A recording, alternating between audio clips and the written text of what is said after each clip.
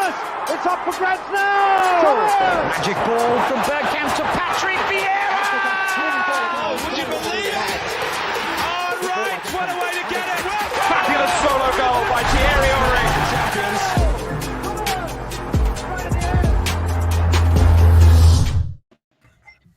Good afternoon, everyone. Hope you guys are well, and thank you for joining us. Thank you for giving us your time. We've got a very, very special guest today to join us. I am very, very happy. I'm be like that, Shanine.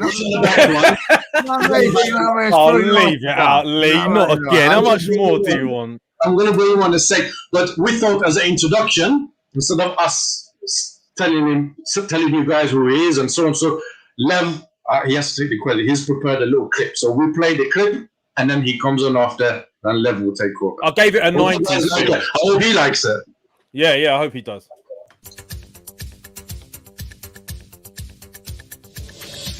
7 minutes later, Rice dispossessed Paul Bowden and then released Campbell through the middle to score the second. Swindon have noticed these days that even if they lose, they won't be pushed around.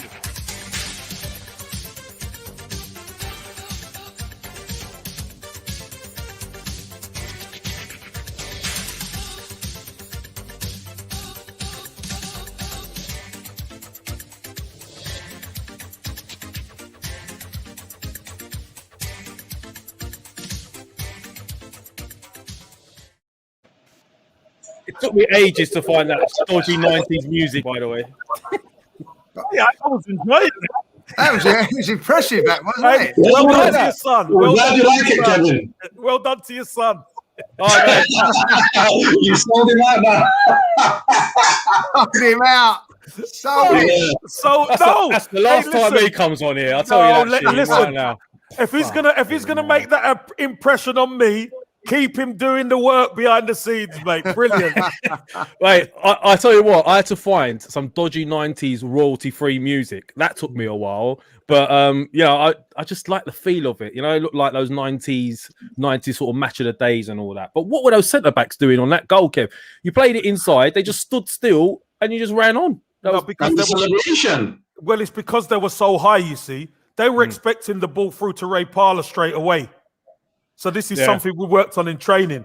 So once they're gonna stop Ray Parlour, once I pass it square, then that freezes them. As that freezes them, I could just run through. Well, that wasn't freezing them; they were frozen. Well, they were just freezing, frozen. I'm happy they never chased me, so I stuck it away, which is good. What was behind the celebration, Kev? This was just me and Righty ballooning a bit. You know what I mean? We always ballooned a bit, didn't we? We danced, we do all sorts of different stuff. Just really enjoyed playing for Arsenal and enjoyed each other's company as well. So that was that. Very good. We've all ballooned a bit during lockdown, Kev. So don't worry, mate. We know what it's like. I'm frozen to my sofa. So there you go. But mate, it's a pleasure having you. We're going to discuss a load of things today. We've been using this as an excuse to really milk this North London derby win. So we've dragged it out to Wednesday. Why not? Why not? We got Super Kev here, so we might as well drag it on a little bit. Do you know what I mean? So I'm really happy to see you, and obviously the usual. We got Lee. He's old news now. I'm not even bothered about Lee. I'll never get an intro like that. What about? Right, you're getting one next week, but don't blame me for what it is. Photo, see if he can. Okay. See what he thinks it is. This is becoming a bit of a legendary status now. So this is Shaheen, as you see him in front of you. He had more hair before, Kev, before he decided to try and look like me, you, or Lee. He shaved it off, but it didn't work. So he went missing for a couple of weeks. But this is what he looked like. You tell me who's who. This is Pablo Escobar or Shaheen. Shaheen, hey, listen. Listen, that is lively. That is a naughty one. That's a naughty one. That is a naughty numbers. That's a naughty one. I've also heard that Lee's been doing some sideline, doing a bit of extra work as a lookalike as well. So I might as well throw this in as well, Kevin. That's him doing Crystal Maze. Oh yeah, yeah. That is him. That's Judge's all right. Look at that. Hey, have you noticed in his hand he's got enough for half a pint as well? Look, he's got a token for half a pint. There you go. Right, there you go. There you go. You got to save your penny somehow. But look, guys, I'm so happy we're here. So let's just sort of move on with it. We've got a few points to discuss. We've got the North London derby, which we won't spend too long on because obviously we know everyone's been talking about it. Then we got the Europa tomorrow, and then on top of that, we've got a massive game on the weekend as well. I'd like to discuss. But before we go on to those two. North London derby, we all saw what happened. I've got a few ideas on how and what happened. But Kev, I mean, the main thing for me is you being a high-level footballer yourself in the past. It's not often we get this opportunity to sort of sit here and go, Kev, why do you think this happened? Why do you think that happened? You know, it's everyone usually gets you want to talk about your past, and I'm sure you've been talking about it for years, and I love all that. But I want to hear about your knowledge of the game. More so. So, I mean, it'll be interesting. Yeah. Well, then we'll quickly move on after that. We should leave all the knowledge stuff to that Mr. Judges in the corner. That's what we should leave it to. No, listen, I thought one of the biggest and most important decisions was this decision that got made before the game with Aubameyang.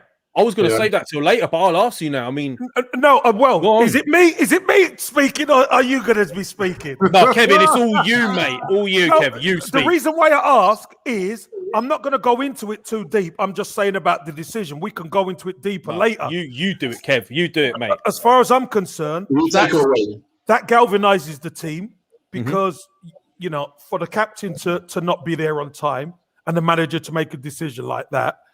That will either do one of two things. It could have gone really bent and had the team really down, deflated, or it has the opposite effect and it galvanizes them. And I think it galvanized the team. I thought, I've not watched a North London derby in years that was that one-sided and we never scored. Let's be honest. Yeah. Dominated the play. I think, you know, Martin Odegaard, there was talk about can Smith Rowe and Martin Odegaard played together. Well, you saw it on Sunday. I thought both of them were outstanding. Kieran Tierney was outstanding, and Gabriel left centre half. All of that kind of left hand side and with Odegaard, I thought were outstanding. You know, gave Spurs big problems. But our problem is we couldn't put the ball away. Now, if we take the lead, I think, you know, we could probably beat them 4. I'll tell you that much, because giving them the lead the way they did against the run of play made life obviously difficult for us. But the questions are always been there about can Arsenal react? Can we step up when the challenge is set? And Spurs set a challenge by taking the lead, and Arsenal came back, and obviously we won the game, but I was infused with the performance. I was infused with the midfield. How that Højbjerg doesn't get booked, I'll tell you what. Unbelievable.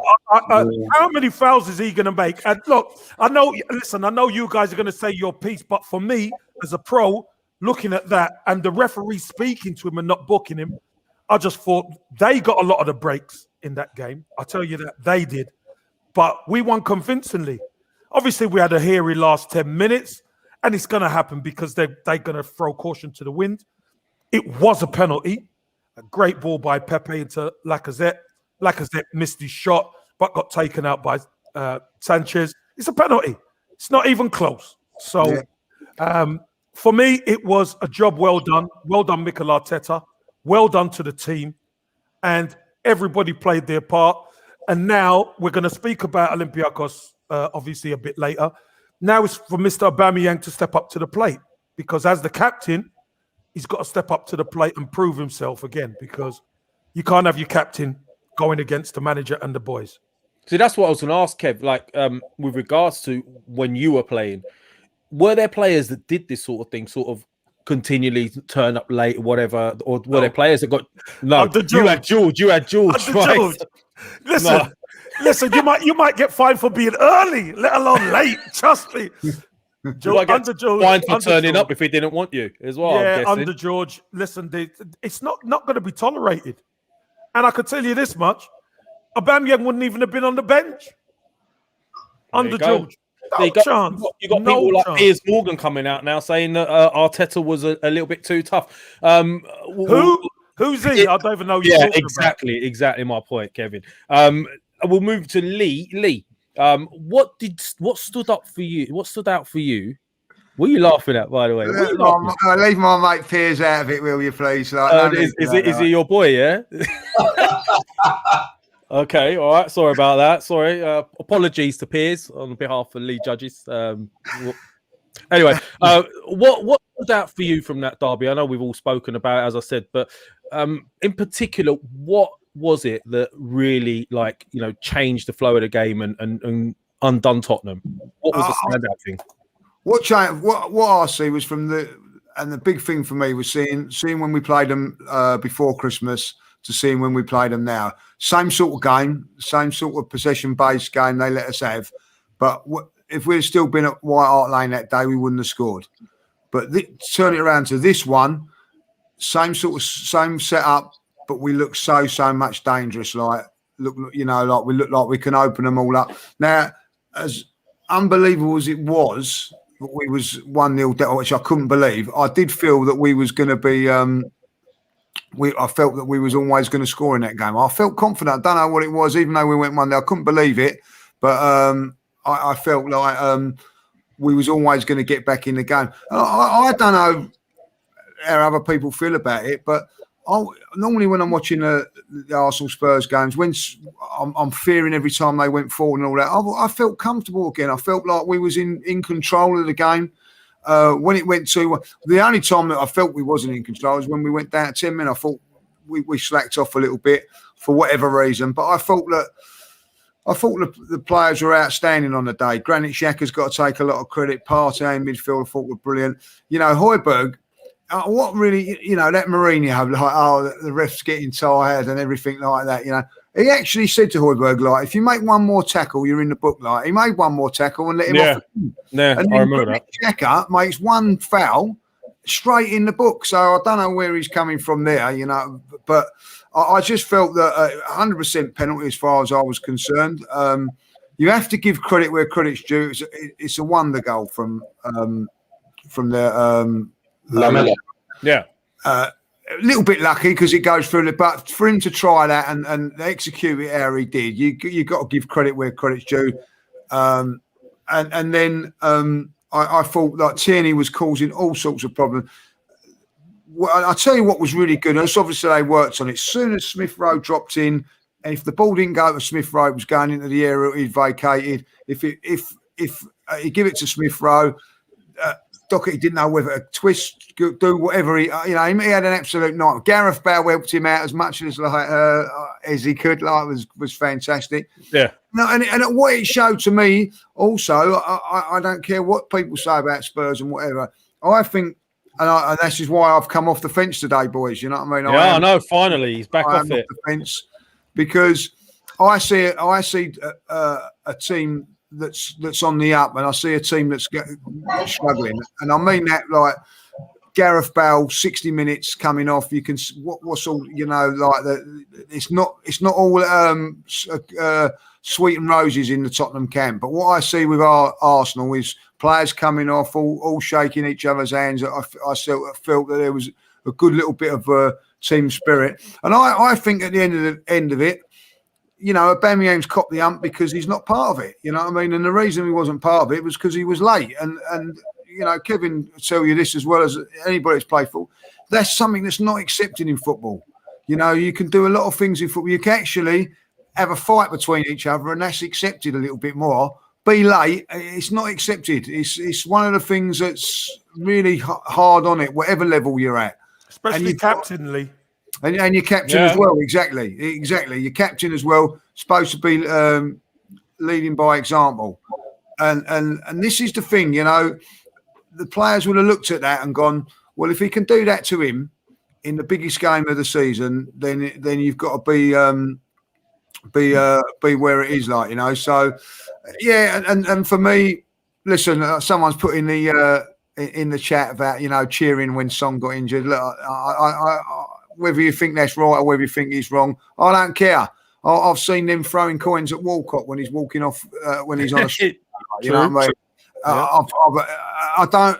And at the end of the day, Song's got an hamstring injury. Get over it. Like he'll be back in a couple of weeks' time. The most important thing from our point of view was that him going off. It was a bigger loss to them than anybody because he's the one that gets behind us with the pace and everything. What it done for us from that game was it meant that we could push right up on them, and you know the one thing I think Harry Kane, we all agree, is a quality player. The one thing that he hasn't got is blistering pace. So we could push up on them. David Luiz could go physical with Harry Kane, which I loved, and you know, to be honest, Harry Kane give it back, and nothing wrong with that, like, you know, and I felt that because of that, we was in control all the way through the game. And listen, I've had the Spurs fan. I'll give my credit to one Spurs fan. Like, I won't mention his name. Who gives me a lot. It gives me a hell of a lot of stick. You know what I mean? I was going to win the league before Christmas and everything like that. One Spurs fan phoned me up and said, "You know what? You deserved it," and that was my mate Dani. And the rest of them are still in hiding. I don't know where they are. And do you know what? I'm not phoning up the police and worrying about them. Like, good luck to them wherever they are. I don't care. I'll tell you what, they're not on my phone giving me stick at the moment, and I love it. Love that. Shaheen, you hear what these guys have been saying. I mean, a couple of things I can back up as well with what Lee's been saying with regards to the tactics as well, Shaheen. Harry Kane, he was pressing more or less on his own here, as you can see in the number 10. Right, Son, obviously we know what happened to him, and that allowed the likes of, because we had, you know, that spare man, Cedric could come in from, say, fullback and make a 3, leaving Tierney free on the left. Sort of then you had a 2-on-2, and the problem you were having, and I'm sure Kevin will be able to come in on this as well, Gareth Bale was then having a bit of a conundrum. Does he go Mark Xhaka? Does he go to Tierney? Does he go to Gabriel? And then you always had 2 sort of free over there, and Doherty is used to playing in a back 5 as a wing back, so he's used to running out towards a fullback coming on or whatever, because he's got that extra centre back in behind, hasn't he? But you don't have that in a back 4, so Doherty was continually caught in a sort of a situation where if he went, he was leaving room in behind for someone like Smith Rowe to run into, and then if he didn't go, then Tierney could bomb on. I don't know. I mean, I'll hear Kevin's thoughts on it. But Sheen, what did you think of what you saw? Look, for me, it was a much needed win, and it was a great performance. I know Spurs, you can say there's an argument say they didn't turn up, but I think it was more with us turning up. For, you know, everybody turned up for North London derby. I think Kevin is right. It was a massive decision for Arteta before the game, because it could easily backfired on him and it could have gone the other way. So in his credit, it shows that he can make these big decisions when the time comes, and that's credit to him. I just want to give a shout out to Gabriel with that header clearance. That was a massive clearance. That went in. That's 1-1. And you know, perfect game, very good performance. The last 10 minutes, they went down to 10 men up. I think we got a bit nervous. We're backed off a little bit. Sloppy passes by Thomas Partey. Another thing that I liked, when he misplaced that pass, the way David Luiz, he screamed at him, and he said to him to wake up and get it together. Obviously, you know, people say a lot of things about David Luiz, but I think he's got that leadership, that still in him, and the way he screamed at Thomas Partey, I think he speaks volume for that. But pretty much, I agree with everything that Kevin said.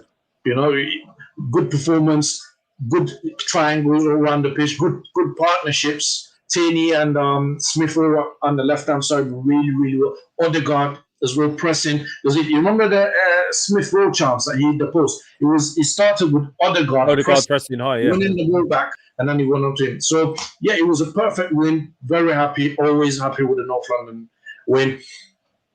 I just feel, had we managed to take our chances against Burnley, we probably would have been in a lot better place now. And it's times like this that previous performances that we didn't take our chances, you look back on that and you think, could have been a lot better where we are now. But yeah, great win. Okay, you seem to. The thing is, there's enough points. There's enough points on the board for us to go and try and claim now. Yes. Where do you see us ending up, Kevin? Where do you see us ending up with these points that we've got coming? We could finish anywhere between 10th and 6th, I believe. And there ain't a lot in between the teams, because we're seeing teams at the top end who are going to have, who are going to struggle come the end of the season through a little bit of burnout. We've had our real bad time at the first half of the season. So it's about how we finish. If we could finish strong, we have a chance to get in that top 6. It's going to be hard. I'm seeing 6th. I see we can make 6th. I mean, it's crucial what happens this weekend, though, isn't it? With West Ham. We keep saying this. The previous game was crucial. The one problem I have is the crucial game we need to get right in amongst the mix of teams where we need to be. We seem to lose or draw, and we always on the outer skirt. So, like the Burnley game, for example, had we won that and we beat Spurs the other day, suddenly we're right in the mix. But we just keep losing those crucial games or something. Go on. Yeah, sorry. Let me just follow up on what Kevin said. Chelsea are 4th. They have 51 points. We're 10th with 41. So it's 10 points between us and the 4th place. So Kevin is right. And you've got West Ham there. You've got Everton there. You've got Villa that is above us. So these teams, they could potentially start to, the toll will start taking on them. Drop points. They'll start dropping points. And the only thing here is that we don't need to seize the opportunity, take the chance, take the points, and move up. Yeah, I think. Yeah, go on. Big Sunday coming up because if we can beat West Ham, we go 4 points closer to them, which is not nothing in this day and age. But more importantly, we'll be. I think 1 point behind Tottenham, but they've got a game in hand, and they've got Villa away, which we know is not an easy game, And if Grealish is back in that game, they're a different animal, and all of a sudden, we're closing the gap on teams. I think Everton have can't get a consistent run of it now. I thought that they was going to do really well, Kevin, but their home form was just dropping off a little bit now, and I think this is where the squads are going to come into play because I think like a lot of the teams above us, squads are being tested. We're playing week in, week out. I think we can afford to rotate a few in the next couple of games and still be okay. And that's what we've done. Look at the performance against Leicester. We made, I think, 5-6 changes that day and probably got our best performance of the season. So I do feel that we could get into that top 6. I really do if we can push for. But we've got to beat West Ham, which I know when you say, you've got to beat West Ham. I've watched West Ham the last few games. They're going to be a tough nut to crack. I'll tell you that now. They're well set up. It's going to be tough. And David Moyes, has got them playing, got them organised, got them playing, and it will come down if we can get through their midfield, you know what I mean? If we can get on top of their midfield, then we've got a chance of getting at their back. But they're a tough team, and we've got to play even better than what we did against Spurs because let's face it, West Ham are a better team, aren't they? So. I'm sure there's going to be a lot of people not agreeing with that, Lee. But I think that's why you said it. Isn't it? League table position. Well, they're a better team than Tottenham. West Ham, I think they are. I hope they are. Well, anyone's better team than Tottenham in our eyes. Exactly. There you go. Look, a couple of very quick things as well. Kev, while I got you, I got to ask this question. Everyone goes on about the derbies, right? North London derby. We think it's the biggest. It's the most ferocious. It's the one that's really contested the most. Others would say Manchester derby, the Liverpool derby. Now, we're in a bit of a situation where we've got someone on our show that's probably experienced. We've experienced Arsenal Spurs. I'm sure you experienced Liverpool Everton. And then on top of that, being a Turk, I know these things, right? You went to Turkey. Yeah. I know it was only a short stint, a year. I probably know why as well. But I know they're crazy in Turkey. I mean, we're angry little Turks. That's what we are. We're angry. I was going to make an app called Angry Turks where you throw it at buildings and stuff, right? How do the other derbies that you've played in compare to the North London derby? That's what I really want to know. Well, anything in Turkey is crazy. You know what I mean? The big games are crazy. I allow you to say that as well, Kevin. No, the fans are brilliant. And I mean, listen, they are just all about their own team. Like, you play Galatasaray, you play Fenerbahce, you play Besiktas as Trabzon. Trabzon are the only team that ain't in Istanbul. So when you travel in, it's classed as a derby from up north, from on the Black Sea, and that is a huge game, and massive. So that's kind of a different feel to it. But in domestically, listen, you can't. For me, Arsenal Spurs is hatred, mate. It's hatred. Well, even more than the Scousers. Listen, the Scousers. Here's the crazy thing: you go to the game and there's red sitting beside blue in the Kop. That would never happen. This is what I'm saying. What? Are you mad? There'd be murders. There'd be murders in London. There'll be murders. Yeah. Or Spurs fans in the North Bank. Never going to happen. When it was the North Bank, never going to happen in a month for Sunday. So, this is the crazy thing. I just think, having grown up with it, I'm going to say the North London derby. The Merseyside derby is unique in its own way. Midlands derbies, there's hatred as well. Yeah. But there's nothing like the hatred of North London derby, mate. I'm telling you. Well, there you go. You heard it here first. Kevin Campbell said the best derby in London, in England, in the world, in England, man, in the world, probably. Well, especially has been a fan and played in it. Oh, mate. You know what? I think the Turkish games are a little bit different. The fans, I think, you probably feel a little bit more life or death after the games. I can imagine maybe if you lose, trying to get out of the grounds might be difficult. I've heard a load of stuff. Can I just ask you something on the North London derby? Did you ever get into a scuffle with someone on a North London derby that you still remember today? No, they wouldn't scuffle with me. Did you see the size of his legs alone? They wouldn't scuffle with me. They were more having a go at Righty. Do you know what I mean? They thought Righty was the one because of his size. But there's a plenty of fighting Righty. Righty didn't care, and didn't he? He got banned, didn't he? He got done. He got banned. He got done for punching someone, didn't he? He had that Sunday League mentality, didn't he? He carried that over with him. Because he started the game pretty late, didn't he? As a pro. Yeah. I think he had that Sunday League thing where you're constantly winding up the opposition, like constantly mouthing off to him. You could see that when he was playing. He was always on the edge. Yeah. No, that's just the way he plays. He has to be on the edge. And that's what get the best out of him. Do you know what I mean? So again, when it's Arsenal Spurs, you could see it in Righty's eyes, mate. He can go at any second. Yeah. There is that hatred between Arsenal and Spurs, though. There is like people that do get on. There's a lot of friendship. It's a real funny thing because I've got a lot of mates at Spurs. My brother's a Spurs fan and all that. But say if mine too. Spurs game, I couldn't walk across the road and say hello to my brother or anything like that. You just, especially Lee, hold on. Why the hell would you want to? No, exactly. You know what I mean? On match day, brother.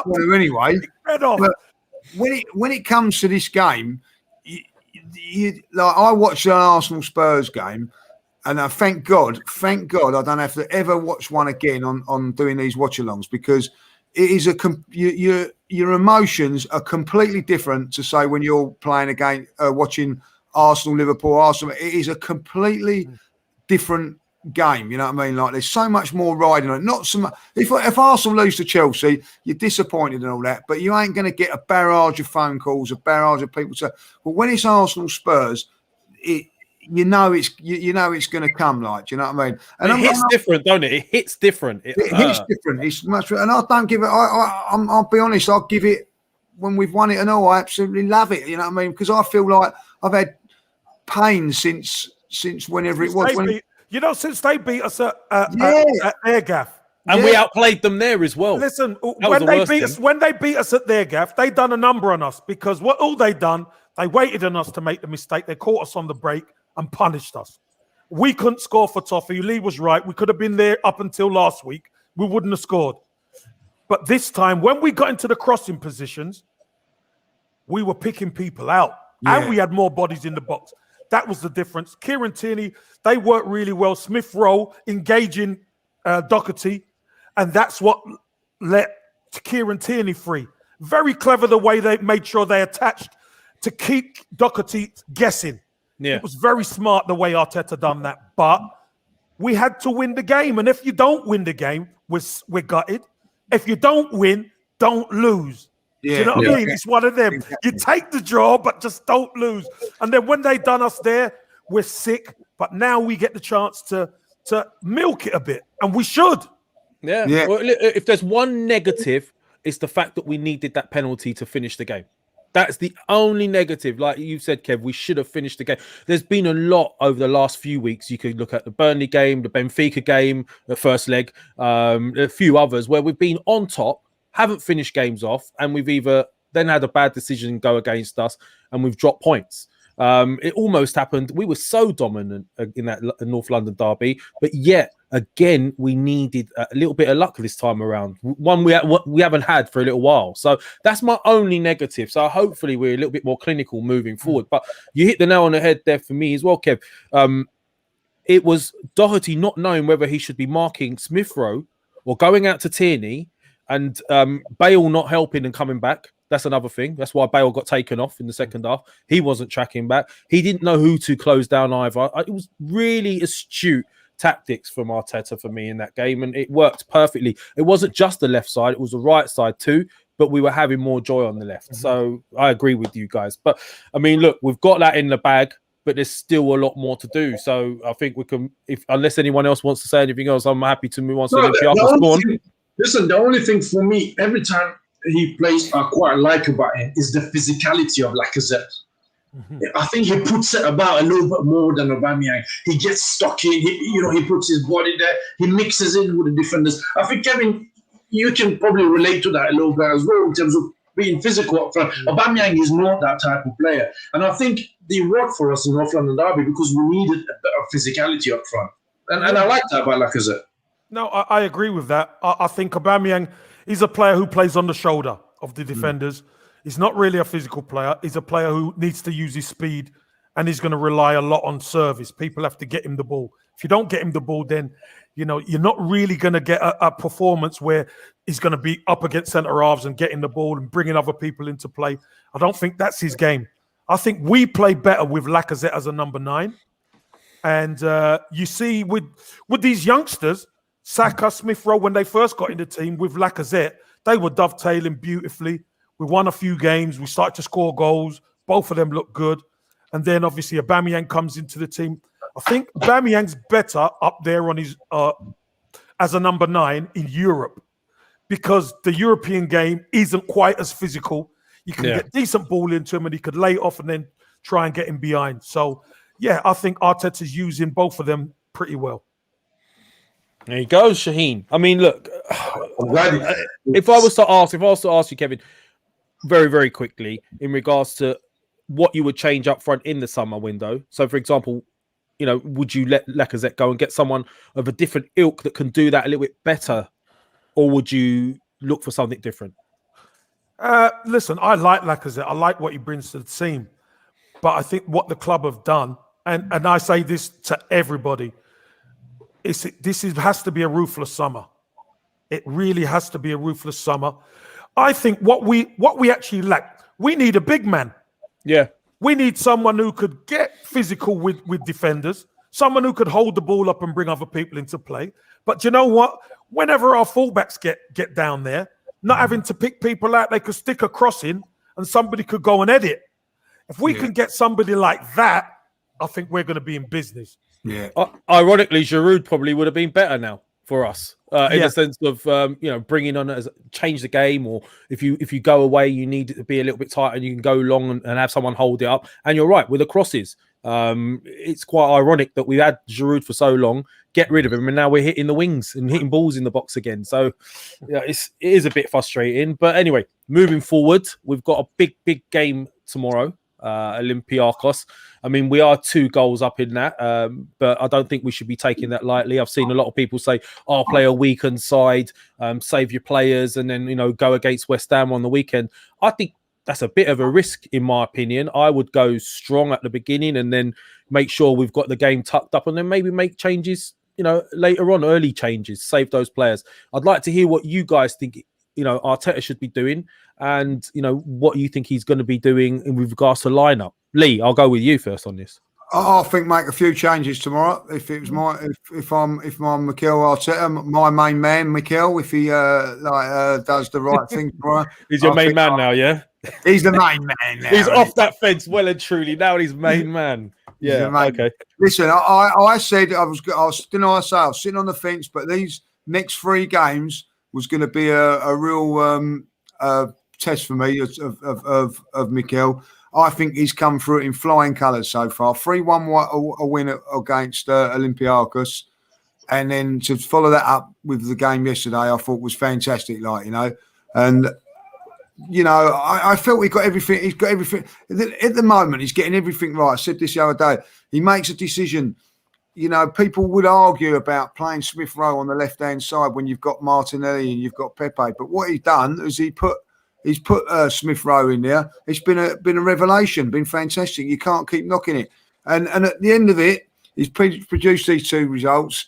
I think tomorrow he'll make a few changes, and then he'll go strong again against West Ham, because I think that's a big game for us now. And as we've said, I know we feel that we're not going to get. We've got to try and get as high as we can in the league as possible. I think that also takes a little bit of pressure off Mikel as well. If we're sort of 6th in the league and going into the latter stages of the Europa League. So I think, and it also keeps momentum going, and that's what we need. We need to keep that going. But I think if he makes 2 or 3 changes tomorrow, I don't think that'd be a problem. I think that we should have more than enough to see off Olympiacos. So, they've got to score 3 goals tomorrow. And if they score 3 goals against us, then we don't deserve to be in the Europa League. And I don't think that they will. I don't think, we will. And I think then, then we can concentrate on West Ham. And then we've got the international break. And then we're just going to have to see what happens after that. But I would definitely like to make a few changes for this game. I think that, Pablo Mari's done nothing wrong in the last few games that he's played. We should maybe come back in there. But listen, Gabriel and David Luiz have set up a very, very good partnership. There could be an argument to keep that partnership going. So, he's got to get his mate Hector back in somewhere along the line. He must come in somewhere, whether it's right wing, right up front, he's getting him back in somehow. So he'll make a few changes tomorrow. And then we go again. I think that, do you know what?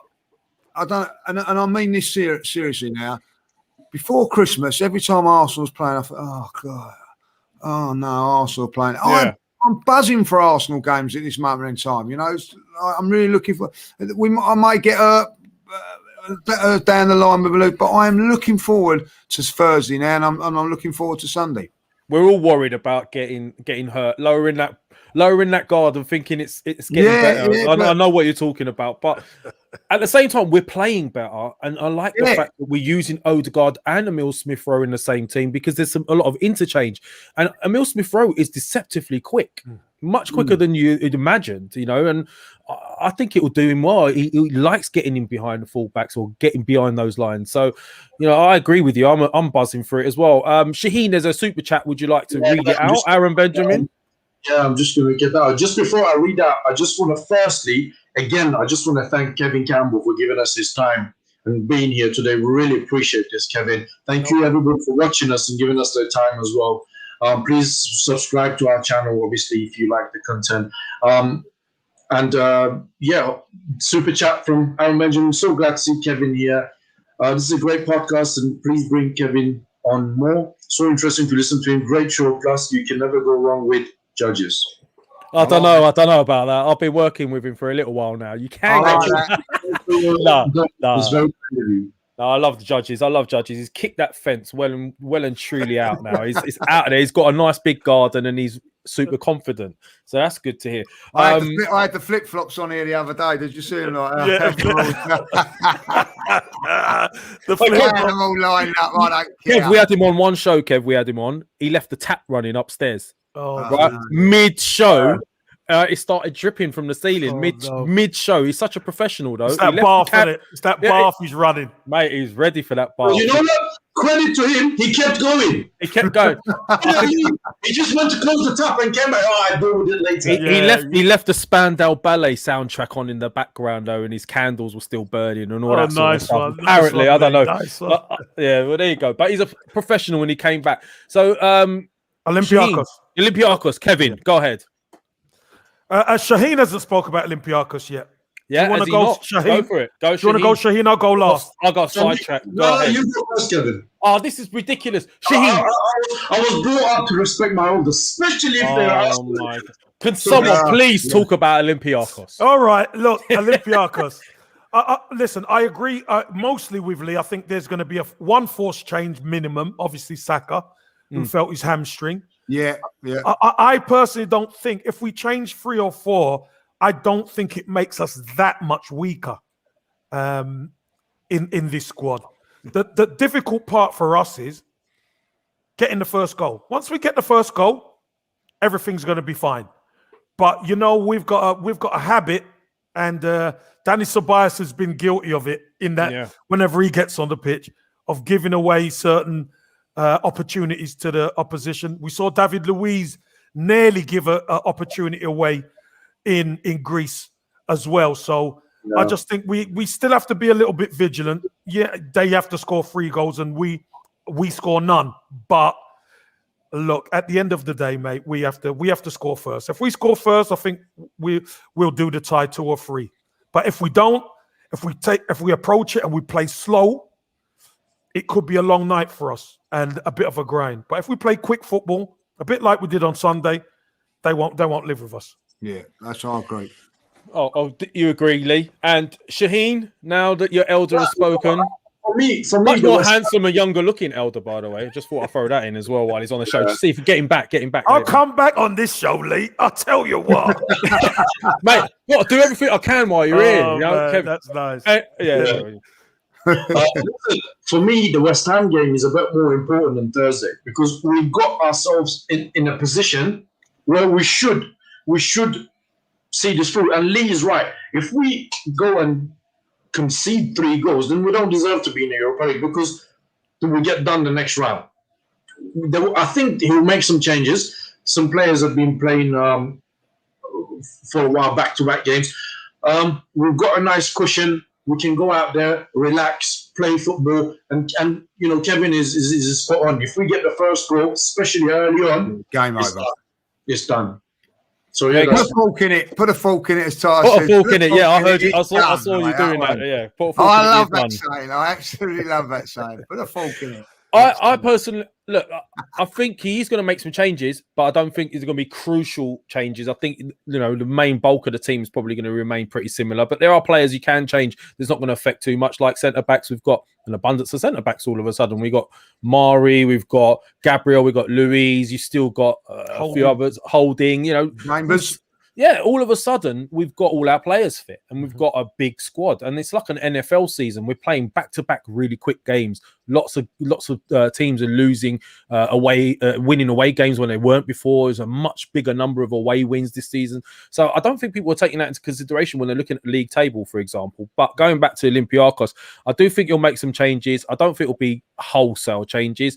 I think it'll just get us over the line. He's thinking about West Ham, and I do think we'll get through that okay.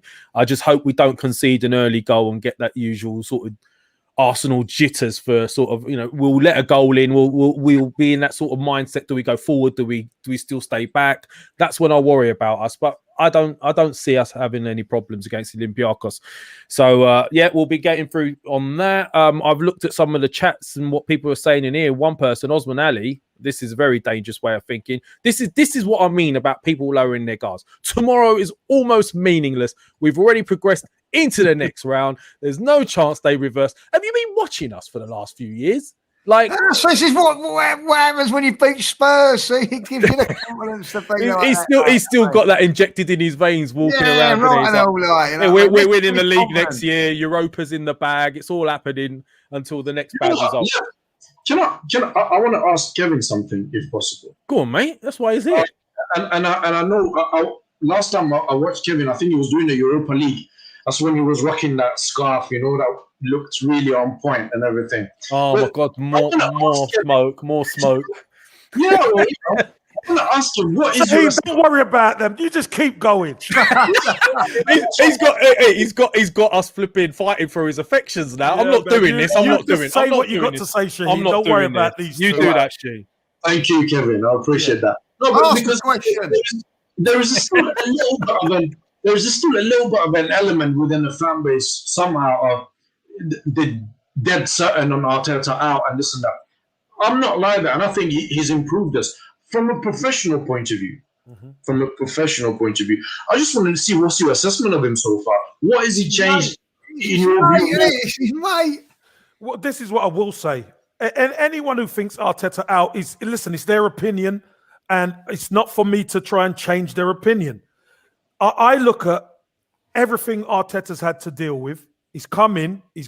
We're in a COVID year. He's been in the club, 14, 15 months or something like that? That's right.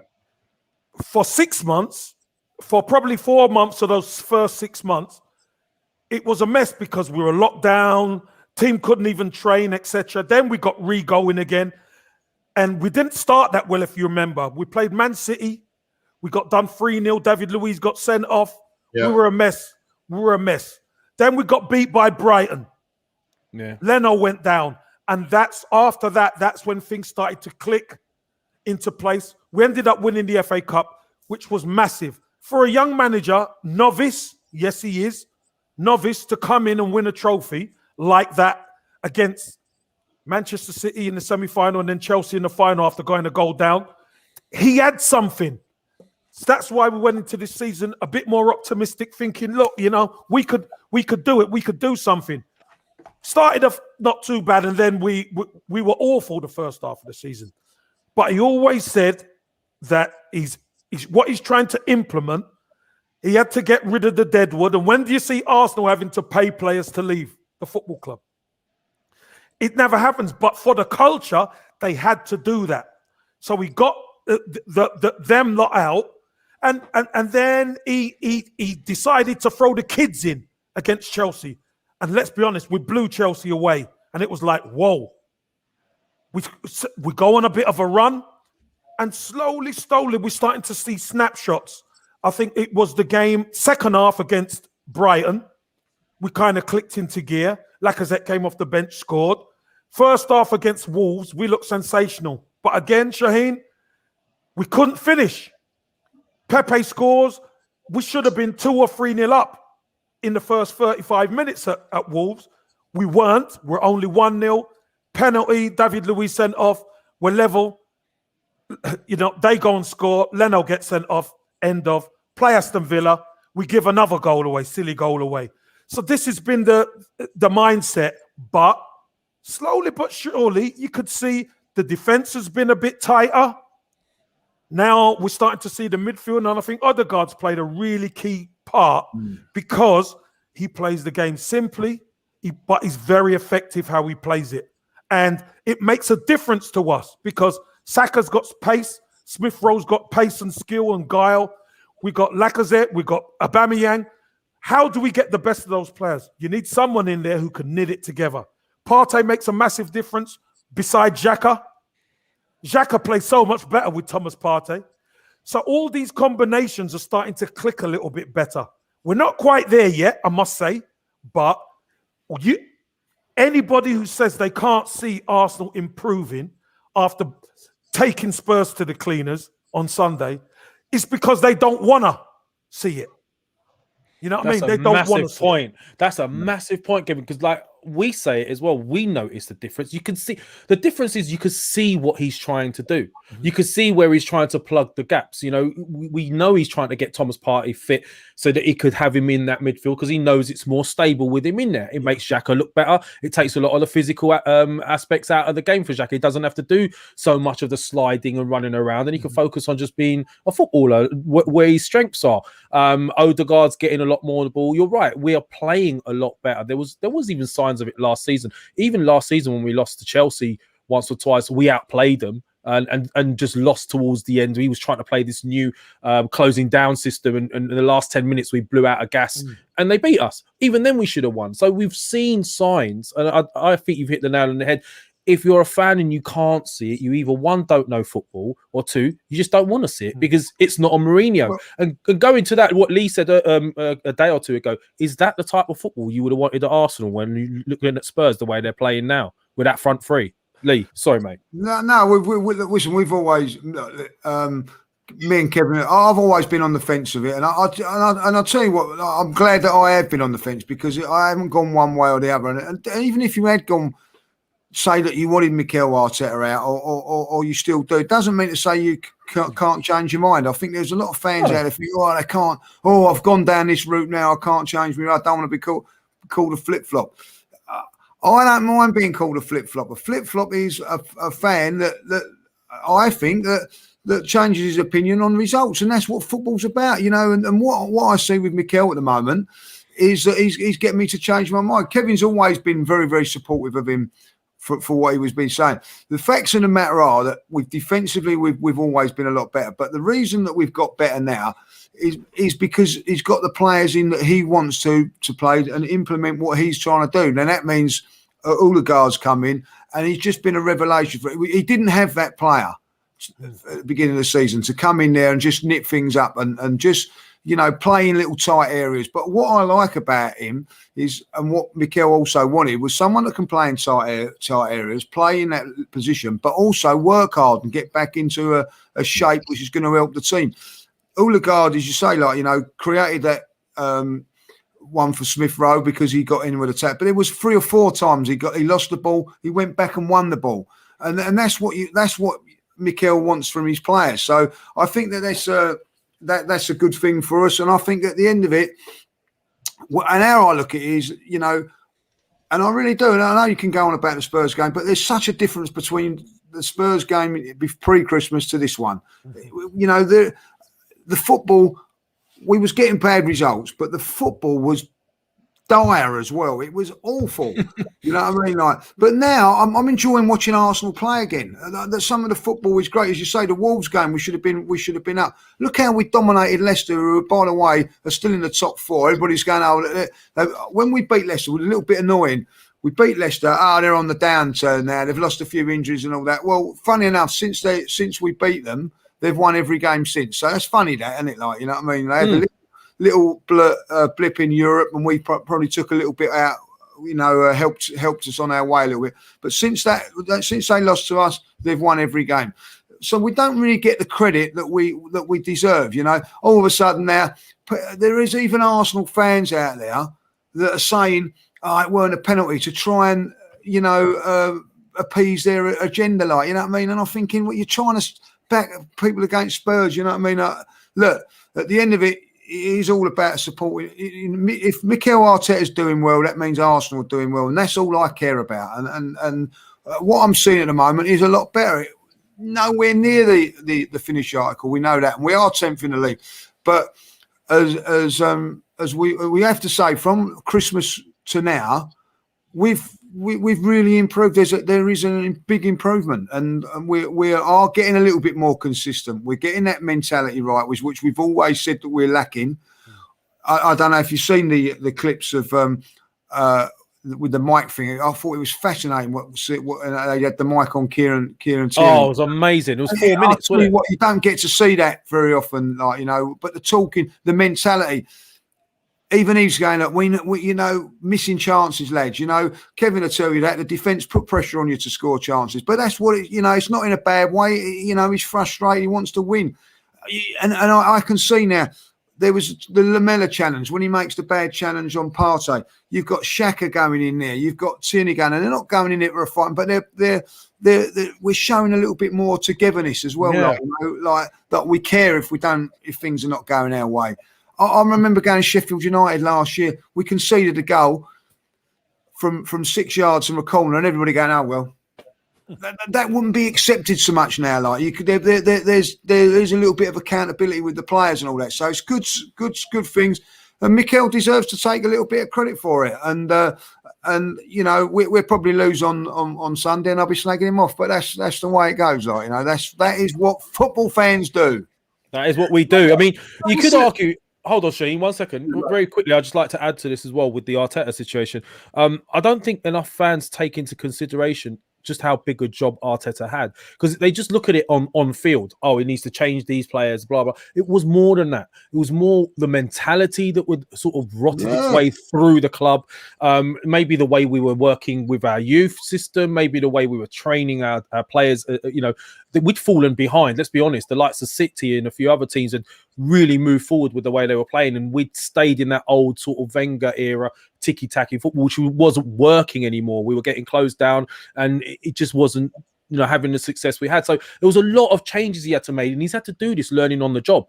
So he's going to make mistakes along the way, but I really feel like he's got the balls. Like that aubameyang decision the other day proves it. He took a big risk. If he lost that game, everyone would have been all over him. Yeah. I like he's got cojones, as they say. Sorry, Shaheen. Yeah, so no, I was just going to follow up on what Lee said. The biggest thing that I can say about Arsenal right now is that when we're playing the so-called top 4 teams, whether it's home or away, I don't feel that there's another 4 or 5-0 underway anymore. I feel we can go to Liverpool away and lose 2-0 and come. Under Arsene Wenger, and I love Arsene Wenger. Every time Liverpool away, I was thinking, "Fucking, is that going to be another 6-0, or is that going to be another? Oh, we're going to go and win 6-0." It could be either one. But now we seem to be a bit more structured. And regarding Tierney and that clip that you said, and I think Kevin can probably comment on that. To me, it seemed like something that Tony Adams would have done back in the days. Tony Adams he would be shouting at the strikers, "Guys, how many chances? Finish off." A leader, somebody who you want on your side, and I really like that about him. The fact that he's playing short sleeves in the snow. Shaheen, I could tell you, it would have been the back 4 and the midfield 2 saying that, "Oi, you lot, make sure you finish them off." It's important because it's so important. Goals change the game. Goals change the trajectory of where you go as a football club. And when you're on top, if you can score when you're on top, I tell you what, it now make it really difficult for the opposition. Because if we'd have scored 1 or 2 against Spurs on Sunday, then they have to open up. I guarantee we beat them 4. I guarantee it. But when you don't, you leave yourself a bit vulnerable, and they get a goal by Lamela. Good goal, but a bit fortunate. But that's the fine margins in football now.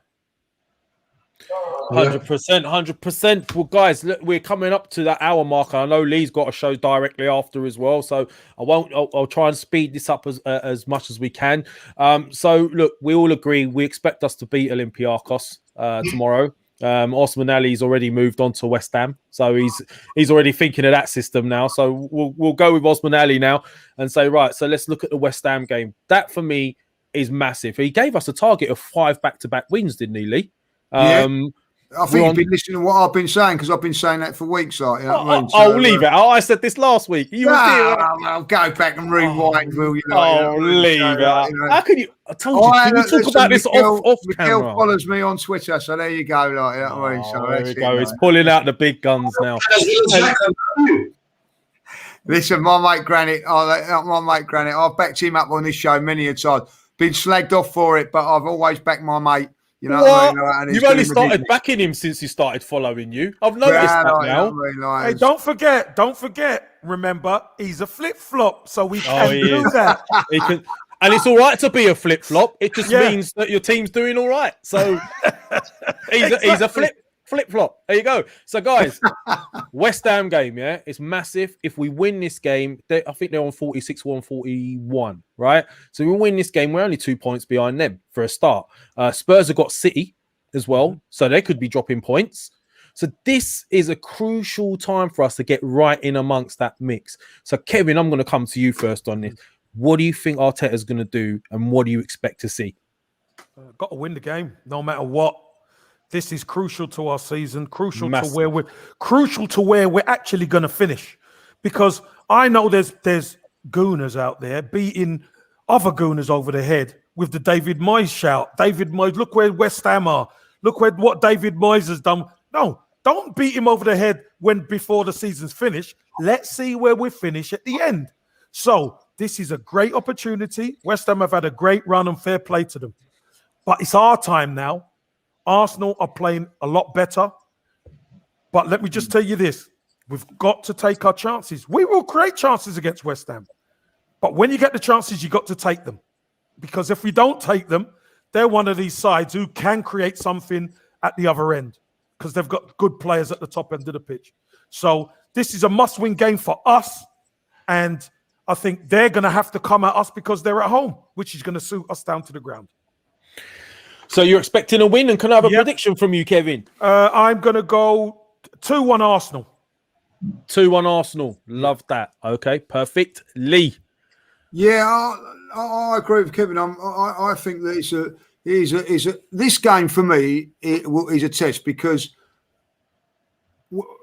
how can I say it? The hope kills you. This is when the expectation. I'm expecting Arsenal to go there, and this is no disrespect to West Ham because it's a tough game. I expect us to go to West Ham and put in a performance. Now, whether that's good enough to win the game, I don't know, but I think that with the players that we've got, it should be.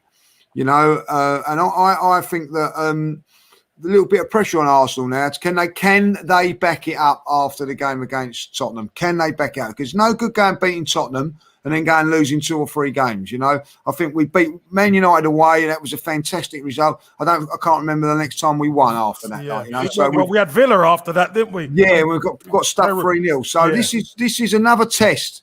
Don't ever think that it's not. This is another test for us going forward about mentality, about what we're doing. And I'm pretty sure that Mikel will be pushing that into the side and seeing where it is. Because if I was looking, I'd be looking and going, right, let's see what this lot have got mentality-wise. Can they back it up now with a difficult game against West Ham? If they can, it's another tick in the box for us moving forward. But I do think that we will. So I'm going to go 2-1 as well. I think that they will score West Ham because I think that they're a pretty good team away at home as well. So. And plus they also have Jesse Lingard back in the side. And now people can go, oh, he's this and that. He makes them tick a little bit better than what he does when he's not there. But I still think that we'll have enough for them. And let's hope that he's not dancing, and we are at the end of the day. There you go. More like direct and incisive decisions by Lee. No fence sitting. He's gone 2-1. That's it. I'm off the fence. I told you. When flip-flop off the fence, he's off the fence. End of. Yeah, we'll see how long it's going to take. Shaheen. So we've got 2 wins, 2 1s. I'll keep it short and sweet. West Ham and Spurs are what you call the 6-pointers because you win 3 points and you take 3 off them. We've got 1 done and dusted, and Lee is right. We need to follow that up with another win and get a bit of momentum, get a bit of confidence in the team, and kick on from there. Because then we'll be in a lot healthier place if we beat West Ham. They would have lost 3 points. We would have gained. Not that we should be comparing ourselves to West Ham, but unfortunately, that's what it is now. So for me, it's a must-win, and I agree with the guys. It's 2-1 Arsenal. Mikel Antonio normally does well. I don't know if Copiness. Hey, so he could copy me if he wants. Leave him alone. Oh my God, they got a bromance going on here. This is what's going on here? Watch. Next week there's going to be another show. It's going to be scheduled. I'm not going to know anything about it. Kevin Campbell and Shaheen on their own together. I bet you that's happening. I don't trust this lad anymore. Hey, I could tell you that ain't happening. I could tell you now that ain't happening. Thanks, Kev. I'm gonna go confident, guys, and be a bit different and say 3-0. We're gonna win 3-0. We're gonna smash them. We're gonna smash them. I'll take that. I'll take 3-0. I'll take that. I'll take that now. Mate, listen, Lee will tell you. I started off the season super positive, and then I went off the rails a little bit, but now I'm back and I'm saying we're going to win 3-0, and I expect us to be really fresh, dynamic, because I think we'll get through the Olympiacos game quite unscathed. The hope that kills you. It's the hope that kills you. So I'm here. Kill me. There we go, Arsenal. Do it to me again. I'm waiting for you, but it doesn't matter. You can't. I'll never leave him as a fan, but he's just going through that bad time. So 3-0. So we've got 4 predictions of wins. That's what we're expecting. We've got Olympiacos tomorrow, so let's keep an eye out for that. Does anyone want to finish off with anything before I let you go? Shaheen, do you want to say anything to your bestie, your new bestie, Kev? Do you want to say anything? Have you got a poem to recite? Can you do a sentence without mentioning Kevin? Shaheen's got a poem ready for. He's got a poem ready for Campbell. He's There you an go. Arsenal legend. He's a winner. He's somebody I would want a lot of now in the current team. And I am chuffed. I'm honoured actually that he's actually come on our channel, on our podcast. And I am ever so grateful to you, Kevin, for giving us your time. Honestly, No problem. Nah. Listen, one thing I will say is, I do like to go on Arsenal pods and see what the fans are about, because as a player, you never really get the opportunity to do that. But now that there's all these pods, it's great to finally get asked by Lee to come on the Arsenal Lounge. And I've got to say, thank you very much for having me on, guys. I really appreciate it, and I've enjoyed it. Oh, Kev, man, we've been waiting to get you on, Kev. So don't listen to what Shaheen's saying. Go on. It's all about you, Shaheen. Go on. I'm going to say special thank to Lee as well, because Lee's the one who got in touch with Kevin. Lee, honestly, I really appreciate your. No, listen, I'll tell you what, I'm going to say this now. I'll big him up. Kevin is the most genuinely nicest guy you ever want to meet, and he's also a massive gooner, and he always is trying to support other podcasts and things like that. So and he is it's an honor to know him. Like, I have to say that. Mate, listen. I mean, look. When I was a kid, I grew up watching Kev play football. Like, I was sneaking into grounds to watch him as a steward. So, for me to be on a podcast speaking to him all these years later is quite surreal in itself. So, Kev, thank you so much for coming on, and you're welcome on any time. I know Shaheen will probably send you some flowers and invite you in a couple of weeks.